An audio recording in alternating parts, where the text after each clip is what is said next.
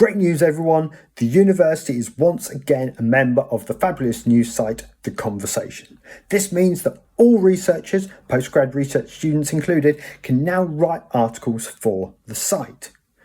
The Conversation offers some really fabulous advantages over traditional media outlets. Firstly, you get the byline. The article's written by you, not a journalist. So your name appears on that article.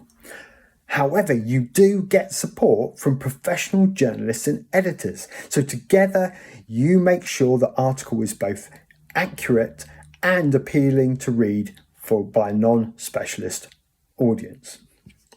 Next, you get final sign-off. This is really important. You get the final say before anything gets published. So there's no need to worry about your article getting mangled by a journalist. Next, your article will be freely available for other news outlets to publish worldwide, as long as they do not change a word. This means that your article can reach massive audiences. For example, previous University of Hull researchers have had their work published in The Guardian, the BBC News page, The Independent, The Hindu, Newsweek, Scientific American, the Daily Mail even. Don't knock it, they get a massive amount of readers. And remember, even the Daily Mail can only republish it as long as they do so absolutely verbatim. Right, and then once the article is out there, you can track how well it's doing via the Conversation's handy dashboard. So why bother? Well, research in the public domain gets much more attention, many more citations. Plus, these articles help to make a name for yourself as an expert in your field. This means that you can get approached by folks looking for expert opinion. Previous University of Hull authors have been invited to contribute to national and international broadcast media. Their articles have led to book deals and invitations to act as expert witnesses on government committees.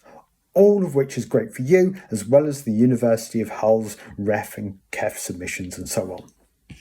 So what sort of articles work well? Well, timely, evidence-based analysis of the news works particularly well. Or maybe new research, your own, for example.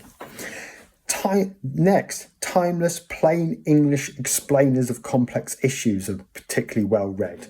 There's a lot of information out there that's very, very complicated for people to understand. We are experts in these fields. It's up to us to explain these complex issues to people and be those trusted sources of information. In-depth series work very well, or long reads that present hard evidence-based stories. Actually, sometimes something that's just a bit fun can be great fun to read and write, but also gets you actually quite a lot of attention. So how do you go about writing?